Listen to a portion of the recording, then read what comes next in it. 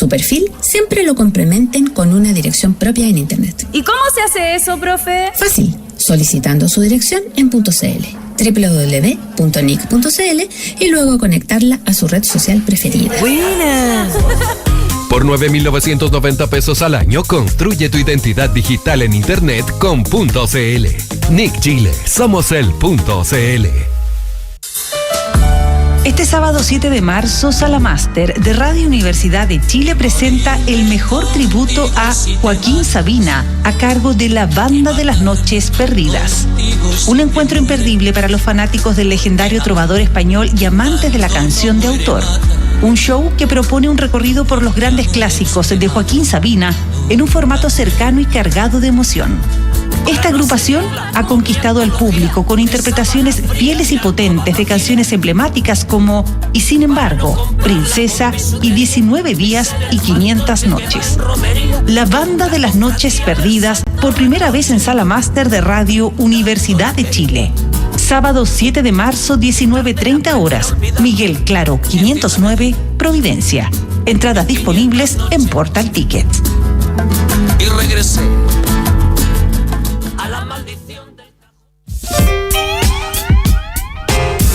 Monroe enunció la doctrina de un destino manifiesto que devino en cruel, funesto para América Latina. Su ejercicio contamina de norte a sur los intentos de igualdad y autosustento.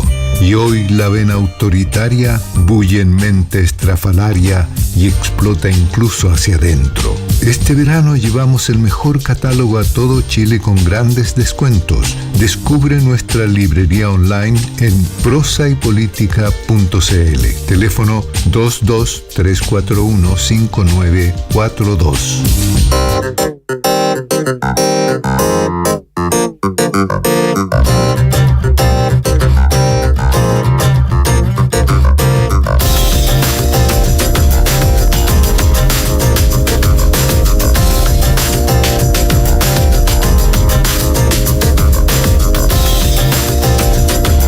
Ya de vuelta en Política en Vivo, vamos a tener el gusto de reiniciar nuestro diálogo interrumpido por el mes de febrero con nuestro querido amigo magíster en Ciencias Políticas, académico de la Universidad Autónoma, Tomás Duval. Como siempre, Tomás, bienvenido, un gusto a retomar la conversación que se nos quedó a finales de enero. A finales de enero, efectivamente. Muchas gracias por la invitación, ya de vuelta en la ciudad. Hace como 10 peleas políticas atrás. Hace exactamente. No, en ese tiempo estaban más calmas las aguas.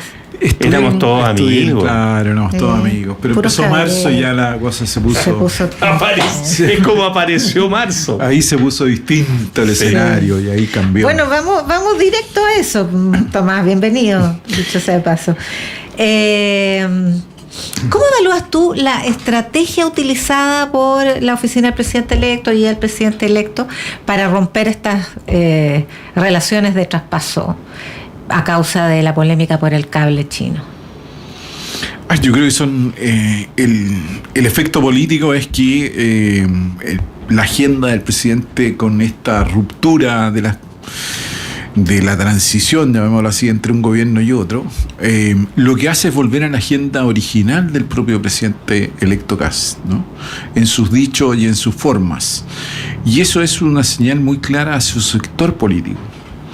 Pero no tengo claro que sea el mismo sector político que lo apoyó en la segunda vuelta. Me parece que ahí le falta esa amplitud. Pero retoma un eje que durante quizás el verano y enero aparecía como más diluido, más abierto, que Kast había bajado un poco de esas revoluciones.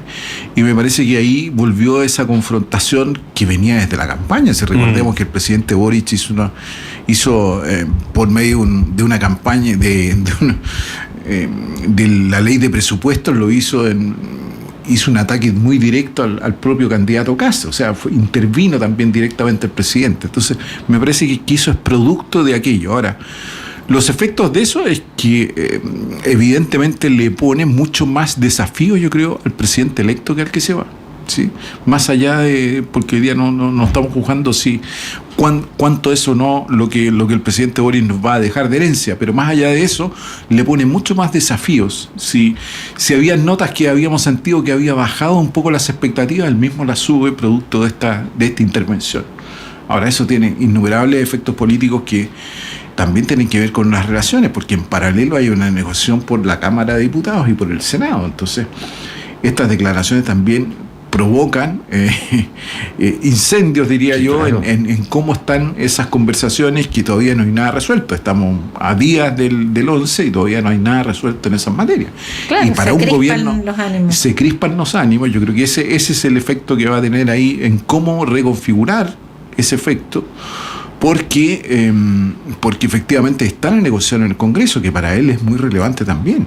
Más allá de lo que pueda hacer las mesas determinan las mesas de la Cámara, agenda legislativa de la Cámara y el Senado. Imagínense que en manos de la oposición para el gobierno va a ser un problema, digamos. Más que un problema. Pamela Giles. Sí, va a ser un problema, digamos. Entonces creo que eso también tiene esos efectos. Pero los dichos, se subió la temperatura a los efectos de campaña, porque se acusaron de no decir las verdades, ¿no? De no decir verdades, o decir cuestiones a medias, mejor dicho. Claro, pero que al final se revela que el que más a medias dijo las cosas fue el futuro ministro del Interior, Alvarado, porque dijo que el presidente electo no tenía información alguna, y después el presidente electo dice, bueno, sí tenía información, pero enunciados, que no es lo mismo que información alguna. Está bien, yo estoy de acuerdo contigo en eso, pero me parece que todas esas cuestiones, y después que si me llamó, no me llamó, hizo el WhatsApp, no hizo el WhatsApp, me parece que son discusiones, ya no estamos a nivel de presidente, que si me llamaron o no me llamaron, no me contestaron el teléfono, o sea, ya es una ridiculez mayor, ¿no? Y también, claro, el cable chino, bueno, las cosas subterráneas siempre producen esos terremotos, esos efectos, ¿no? Tienen esas cosas, porque también, claro, se firma un día, después no se firma, se vuelve, lo filtra a la prensa, pues es todo un desaguisado de comienzo a fin, digamos. El manejo, perdona, en este punto, pero el manejo del gobierno respecto de cómo manejó el tema del cable chino, no si le informó o no le informó a otro, que ya lo hemos hablado mucho, lo manejó muy mal, no involucró a la sociedad, no involucró al Parlamento, eso está clarito, ¿no? Que hay un manejo político muy equivocado. Pero lo que hemos discutido no es si conviene el cable, si no conviene, si es un buen proyecto o es un mal proyecto, si está bien para este país tener esa conexión con Asia a través de una fórmula como esa, sino que al final se transforma en cómo golpeo al otro. Sí. Seguimos en una lógica de debate político en los temas chicos y en los temas... Todo lo achicamos, todo lo llevamos a la reyerta. Es muy, muy penoso eso. Y va a ser así por mucho rato, va a dar la impresión. La pregunta es, ¿por qué? ¿Por qué hace esta opción el presidente electo después de haber tenido un desempeño mucho más conciliador? Por eso decíamos, en enero estaban más calmados los ánimos. Es que yo creo que después de las declaraciones del futuro ministro del Interior no quedaba otra, digamos, porque en el fondo estaba dudando de todo lo que el propio gobierno le estaba traspasando a quien quería subir en el poder. No solamente respecto al cable, sino que respecto a los datos, había discusión sobre los amarres o no amarres, o cuántos son los amarres. Es decir, todo eso había sido cuestiones distintas. Ahora, lo que sí yo también reconozco, que con esos efectos, tomando eso, más dudando de la veracidad de algo que el propio presidente hizo, es lo que provoca la chispa, digamos. Ese es el efecto. Ahora, sí reconozco yo que me parece a mí que también le ha faltado en las reuniones de los ministros los temas sensibles, porque yo no entiendo que se reúnan dos cancilleres y no haya hablado de Estados Unidos y de China. O sea, aquí se reunieron a decir, oye, tengo 5 embajadores, 28 funcionarios, me voy a inventar, estoy inventando, por favor, claro, como ejemplo. Yo creo que la reunión principal era eso. Bueno, ¿cómo están las relaciones con Estados Unidos? ¿Cómo están con China? Y después empezamos a ver el resto veamos con Argentina, con el resto. Esas son las cuestiones que uno... Esas son las cosas que se debieran conversar en reuniones a nivel ministerial, pues no otra. Las otras las dejamos para los subsecretarios, digamos, ¿no? O para los jefes de división. Pero los subsecretarios que se hagan cargo son los jefes de los servicios, que se hagan cargo de esas cuestiones. Pero las cuestiones políticas de fondo, bueno, esos son los temas principales. Claro, pero trasciende al cable, aun cuando lo del cable estaba incluso estaba en la minuta que se entregó, o sea, estaba por escrito. Pero más allá de lo del cable, el punto que tú planteas, trasciende eso, tiene que ver con el 40% de las exportaciones de Chile son a China, y sin embargo el segundo socio comercial es Estados Unidos. Entonces, en esta encrucijada queda la duda de cuál va a ser la conducta de la nueva diplomacia chilena, la nueva Cancillería y del presidente Kast, considerando que una de sus últimas actividades antes de asumir el poder va a ser, su última actividad antes de asumir el poder va a ser esta cumbre de Escudo de las Américas, su participación allí, que es muy ideológica a la luz de las personas que participan. No, sin duda, pero yo no tengo dudas que el presidente Kast la política exterior chilena va a girar hacia Estados Unidos como una fuente principal de aliados en situaciones políticas, ¿no? El tema es... Eso tiene repercusiones económicas importantes. El tema es cómo maneja, como país chico, esas relaciones comerciales que son de distinta naturaleza, porque en las relaciones comerciales va más allá de la política, ¿sí? Y sobre todo con China, que es el gran exportador de aquello, ¿no? Uno se imagina, oye, si encontraron una caja de cerezas malas, ¿qué pasó? ¿Qué va a pasar, digamos, con eso, no? Pregúntemelo a Juan Sutil, cómo ve las proyecciones de sus exportaciones de fruta. A todos los que... El cobre también, etcétera. Son bastante más pragmáticos, yo creo. Los chinos son menos agresivos en ese terreno. Pero hay un nivel comercial que también va a ser. Yo veo que ese nivel comercial es cómo balancea ese equilibrio comercial respecto del cambio, que sin duda es un cambio ideológico. O sea, aquí va a haber una asociación con Trump. No nos puede gustar o no el personaje Trump, ¿no? Pero casi va a tener esa alianza. ¿Pero a dónde nos lleva Trump? Claro, porque la gran pregunta es hacia dónde nos lleva Trump. Porque ya no es que Trump te diga nos lleva a una mirada mucho más conservadora. Lo de Trump es una cuestión que uno dice, ya no, ahora veíamos recién, quiere elegir al ayatollah en Irán. O sea, te arrastra en una cuestión que es inmanejable finalmente. Como si tú mira lo que hace Meloni, uno diría, se suponía, ¿te acuerdas que lo conversábamos en enero, que podría Kast parecerse más a la lógica de Meloni? Meloni dice, yo no estamos en guerra ni queremos entrar a ninguna guerra. O sea, toma distancia de esta política no política de Trump. Entonces, ser demasiado aliado de Trump también es un riesgo muy grande. No, sí, concuerdo contigo, pero el giro... De que va para allá, el giro se va a producir. Sí. Yo espero que no sea la sumisión a Trump. ¿Sí? Porque eso es lo peligroso, ¿sí? Porque ahí quedaríamos básicamente diciendo, oye, Trump va a tener entonces toda la influencia política en este gobierno. Me esperaría que el presidente Kast tuviera distancia también en ciertas materias respecto al propio Trump, digamos. Pero yo no veo ningún espacio para otra cosa distinta. O sea, que Kast vaya a una cuestión distinta a Estados Unidos. Si las primeras señales ya ha ido varias veces, hay delegaciones de futuros subsecretarios y ministros que ya han estado en Estados Unidos. Un subsecretario estaba exponiendo, entiendo, en Miami, de inversiones, etcétera, el futuro subsecretario de Obras Públicas. Estuvo el posible nuevo embajador, no sé si está nombrado o no, pero... ¿Ergas? Sí, Ergas como tal. Entonces, yo veo que ahí los nexos son importantes, digamos.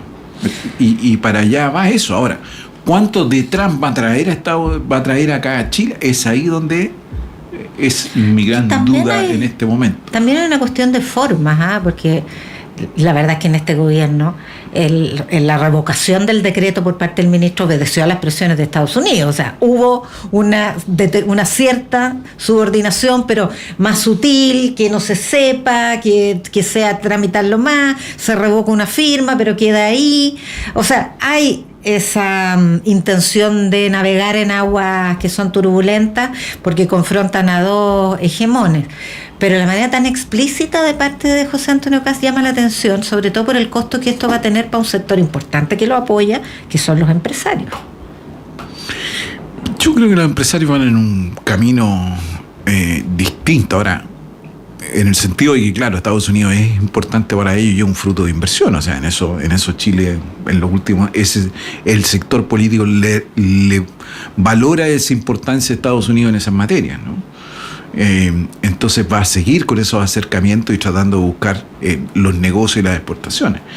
El problema está en quedarse en eso, ¿no? Porque la relación no va a ser solamente de negocios. Ese es el tema que yo tengo siempre preocupación en el gobierno, en que pueden ser muy buenos gerentes, pero esto es política.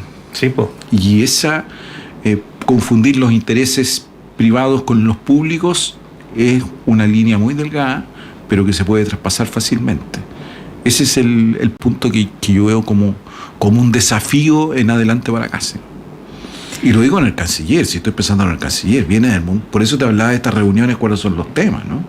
El canciller viene del grupo es un gran gerente. El grupo Luxig exporta cobre a China. Está bien, pero es un gran gerente. Yo, como gerente, es una gran figura y uno deberá valorarlo, ¿no? Pero vamos a ver en el campo público, que es otra cosa. Y en la diplomacia, que es compleja. Por eso, en el campo público y en la diplomacia. Por eso decía que me extrañaba el ejemplo anterior que iba en las reuniones entre ministros. Claro. Hay que hablar de política, no hay que hablar de, oye, esto para allá, Piñera hizo una apuesta parecida cuando nombra a Moreno como canciller en su primer gobierno, ¿no? Sí. Que era un empresario, hasta entonces no tenía ninguna trayectoria en política, venía del grupo Penta. Entonces hizo una apuesta parecida. Ahora, en condiciones geopolíticas muy distintas a las actuales, pero también hizo una apuesta arriesgada y que le funcionó bastante bien por el personaje. Por el personaje que no llegó a confundir esas aristas. Claro. Bien asesorado, bien colocado. Yo creo que eso fue importante. Tuvo un buen equipo sí, interior de la Cancillería que lo apoyó. Y eso le. Y me decía gente que está. Claro, eso que está diciendo. Eso es re importante. Gente que estuvo al lado de Moreno me decía que lo escuchaba, que preguntaba, que se tomó su tiempo para entender. Entonces vamos a ver cuál es la actitud de Pérez, digamos, si lo hace de la misma manera o oprime el gerente. Claro, esa es la duda que tenemos, pero uno esperaría que siguiera el mismo camino. Vamos a ver si es así. ¿Cómo ves tú, Tomás, pasando a otro tema, a la futura oposición que tiene un cónclave mañana? A la que no va a ir la democracia cristiana, van a ir demócratas cristianos, pero de manera personal. Según se decidió, no institucional, que tampoco parece el socialismo democrático demasiado jugado en la defensa de la figura de Boric, y que definitivamente no va a haber un conglomerado común, de acuerdo a lo que ya han dicho mayoritariamente. ¿Cómo ves tú esa perspectiva de una oposición, de una centroizquierda dividida? Yo veo que esa división va a estar ahí presente. Esa oposición que no solamente es la izquierda, es centroizquierda. Recordemos que hay una bancada del PDG importante y Kaiser, que también se ha dado una suerte de oposición constructiva, algo así lo ha denominado él mismo, ¿no? Pero yo veo que el problema para la futura oposición es que, mirado hacia atrás, los liderazgos de Piñera y Bachelet, una vez dejado el poder, eran importantes en la oposición y eran figuras. Y me parece que Gabriel Boric no va a tener esa misma impronta que tenían esos presidentes. Y eso va a dificultar y tensionar la relación al interior de la oposición. Porque no va a haber una cierta de liderazgo importante. Yo sé que la expresidenta Bachelet tiene la capacidad ha hecho todos los esfuerzos de unificar la oposición, pero efectivamente tampoco le resultó. Tampoco ha dado mucho en ese sentido, pero creo que esa es la complejidad. Antes, para bien o para mal, ¿sí? Piñera se constituía, cuando pasaba a la oposición, se constituía en un personaje relevante. Michelle Bachelet, cuando pasa también a la oposición, también es relevante. Bueno, no sabemos todavía. Y ahora me parece que Boric no tiene la misma relevancia. Pero pensábamos lo mismo de Piñera cuando terminó su segundo gobierno por muy mala desempeño en la opinión pública. Y fíjate que, déjame darte un dato antes de que siga desarrollando el tema, pero salió una encuesta de CADEM en que marca Boric una aprobación del 37%, subió un poquito. Y yo me fui a ver el histórico con qué aprobación cerraron los presidentes anteriores, y Michelle Bachelet cerró con 37%, Piñera con 25%, porque normalmente suben hacia el final. Pero, o sea, está bastante bien en materia para haber cerrado, si es que ese es el porcentaje que se mantiene. Entonces, no, sí, el porcentaje se ha sido parejo, sí, no ha bajado esa cifra desde el día 1 hasta el final. no, pero digo en comparación con los otros mandatarios. Pero es que estoy hablando de liderazgo. Yo creo que eso es distinto. Yo creo que el presidente no tiene ese Liderazgo versus adhesión. Que frente a las distintas izquierdas él sea capaz de pararse y decir esto tiene este conglomerado o estos son los lineamientos por los cuales vamos a construir. Me parece que va a ser uno más. Ahora, qué? Con la relevancia sí que fue expresidente, ¿cierto? No estoy menospreciando. No estoy menospreciando. Pero eso intuyo, es mi hipótesis, que van a salir otros liderazgos a competir esa oposición. Bueno, en su propio sector está Bodanovich. Por eso, yo intuyo que pueden salir a esa competencia, ¿te fijas? Que es una cosa que no se veía hacia atrás, ¿sí?